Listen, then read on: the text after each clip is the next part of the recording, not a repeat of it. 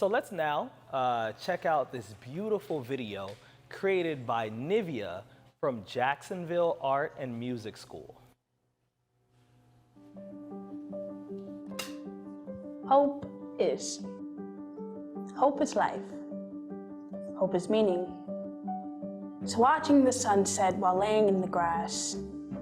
It's the stars aligning as if to spell your name. Hope is warm. Hope is sweet. It's mended together and combined like your favorite childhood treat. Hope is an essence. Hope is a moment. It's rolling out of bed and claiming victory over your day. It's counting your blessings and remembering yesterday is yesterday. Hope is penniless. Hope asks for a nickel and dime. It's the richest essence in the world without ever really trying.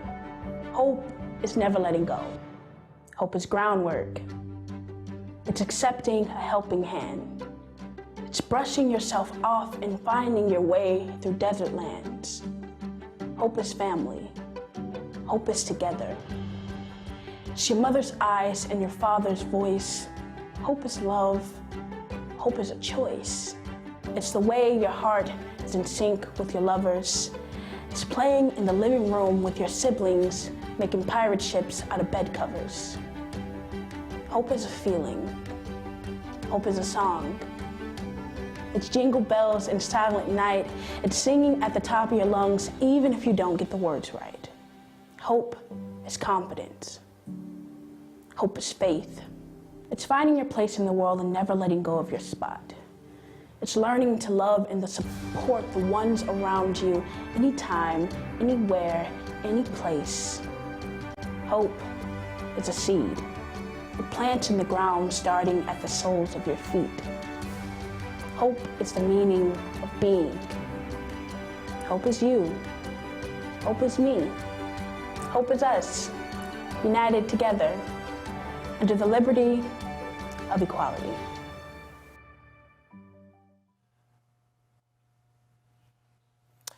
Thank you, Niveah, once again for a beautiful piece from JAMS, the Jacksonville the Jacksonville Art and Music School. Got to get that right. And they were with us last year and they did an incredible video piece. They're back at it this year. And we do want to welcome their executive director from JAMS. Jason, are you with us? Yes, I am. Thanks for having me. Welcome, welcome, Jason. Again, you're back, you know, with a beautiful piece. I remember when I first heard about you in the video that you shared last year for Lights On 2020, was shared with me. I was blown away by that beautiful mix of spoken word and music being played in the background. So congratulations again on beautiful art that you keep creating over at JAMS. Awesome. Thank you so much. Thank you. Thank you. Yeah. So you being Niveah's mentor, tell us a little bit about this particular piece, what inspired it, and what is it really communicating? I know Hope is the title, but share with us about that piece and just mentoring Niveah. Yeah, I mean, Niveah is amazing. She's one of our JAMS originals. She's been here since day one. And we've all been through some very trying times over the last 18 to 20 months with the COVID pandemic. And we wanted to make sure that our students weren't forgotten in the midst of that. So this video was, or the poem in the video was constructed in partnership with one of our donors here, St. John's, to just talk about hope and just talk about what it means to the community and how we're going to come out of this thing and what it's going to take for us to come out of it. But more importantly, just a means of being hopeful through it all. Yeah. And I'm going to turn here to my friend Rudy because you being a poet at all. Niveah, it's not only just the words, but even her presence. How she speaks into the camera and really communicates that passion, inspiring. And she is with us. For a moment there, we were like, is Niveah going to join us? But she made it. I mean, I'll leave it to you all, poet to poet. You know, let's have a conversation, Absolutely. First and foremost, Niveah, an amazing, amazing job. I love list poems. They're one of my favorite forms. So my question to you, my first question to you is actually, what, in your opinion, because spoken word is such a powerful, powerful tool. In your opinion, what makes spoken word so powerful? Just the use of language.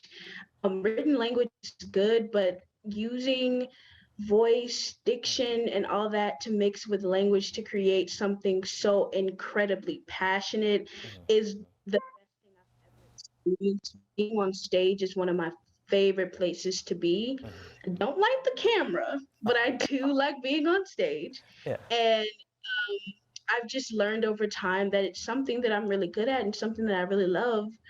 So I think spoken word has its own place in the literature realm, but sometimes I think it creeps out into its own box, which makes it very unique. Yeah, yeah, absolutely. Yeah, I completely agree. I think it's amazing that you found this art form. So can you tell me a little bit about what was it like finding your voice? Wow, what a loaded question. That's why I asked. It was great, but it was scary Of course. because now you have a responsibility to the people who are listening to you and to yourself to do what matters to you and what will matter to a bunch of people. Like, I didn't expect this video to mean as much to people as it does, but hearing everyone and how they react to it, it's great for me because it means that what I'm doing matters. So finding my voice was interesting because you try as a kid to figure out what fits and what doesn't, and you go through the phases like, is this working? Is this not working? Yeah. And once I found something, it kind of just stuck. Awesome. No, thank you for sharing that, Niveah. And I saw your performance last year for the Jams music video that you put together for Lights On 2020. Mr. Jason Peoples, tell us a little bit about this back-to-back production of these beautiful pieces of both music and poetry. What does that say about the power of after-school? How do after-school programs really provide that space for our young people to be creative and, to Niveah's point, like stand in their own power and really develop something beautiful? Tell us about that. Yeah, I mean, after-school programs are amazing in that they cover a lot of opportunity gap, as we know, particularly when you're in communities that are underserved, and there are plenty of opportunity to get into other things that are not positive. Our organization, our facility is literally 2 miles away from the juvenile detention center, which is why we pride ourselves on a JAMS 100, because that detention center has 100 beds.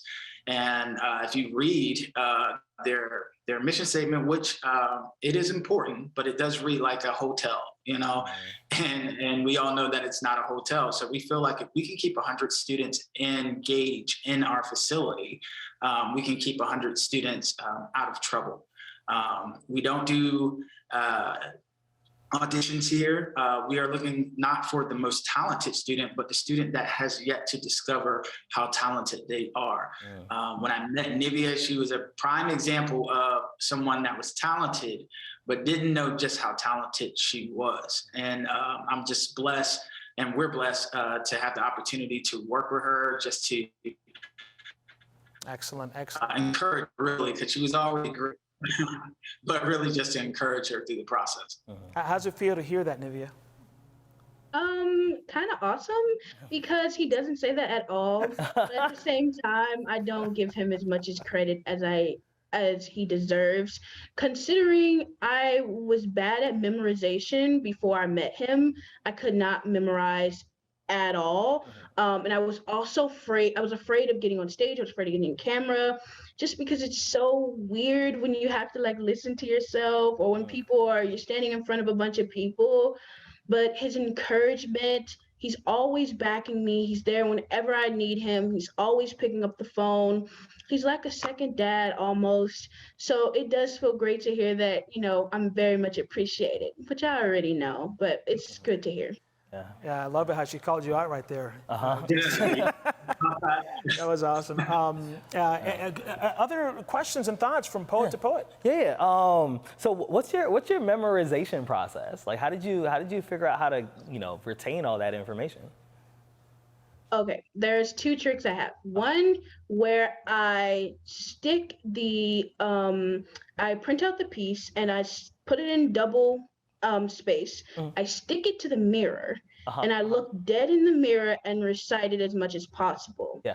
And then there's another technique which I learned from a local poet, Ebony Payne, to record yourself and then listen to it back like a song. Yeah. So then you learn it like a song. So by the time you're saying it, you're like, oh my God, it's like I'm rapping my favorite verse almost. So it's like by that time, it's completely ingrained in your mind. Yeah, yeah, absolutely. Those are good techniques. And also, I know Ebony, so when you see her, tell her I said hello. Also, just another technique, right? I don't tell everybody this, but I'm gonna tell you. Okay, another technique that I use. Once I feel like it's getting there, like it's almost memorized, what I'll do is I'll put on headphones, I'll play a song as loud as possible, and I'll see if I can get through it. Because if you know that you can get through it where there's something else in your ear, you know that you actually have it. That's my pro tip to you. No, there you go. Yeah. There you go. I mean, that's. I mean, we could hear this all day. So for all you young poets out there, you heard it here first. Tips and tricks on how to become an awesome poet. And Jason, tell us a bit about just the after-school programs out there. Again, we're celebrating Lights On, celebrating after-school programs. Anything else you want to say about the work that's happening out there in Jacksonville? We have some amazing after-school programs. We are not in a league of our own. The Kids Hope Alliance here does a magnificent job of empowering different after-school programs to do what they do by being a main partner through the city. So I would be remiss if I did not say all of the amazing work that is done by some of the after-school programs here in the city. It's extremely important work. We do it because we love it. It is not a job. It is what we inspire to do with our students. And we have fun doing it. So to all of those after-school programs out there, no matter what trials and tribulations come your way, know that the students actually love you. No matter how much they don't say it, this is proof. And keep the kids first. That's one of the things that we have ingrained in our staff meetings and our board meetings, is that no matter what, if it means empowering the students and the kids that are a part of your program, do it. Excellent, excellent. Amazing words. And so we just want to really thank you for the time that you've given us today. Thanks for all the shout outs, all the pro tips, love to see poets kind of talking about all the, all the wisdom and knowledge that goes into these pieces. Niveah, I can't wait to see what Lights On 2022 is going to bring, what you're going to put together for us. But keep that hope going, keep those beautiful words going. We need it in our world. So thank you both, Jason and Niveah, and the folks over at JAMS for just gracing us today.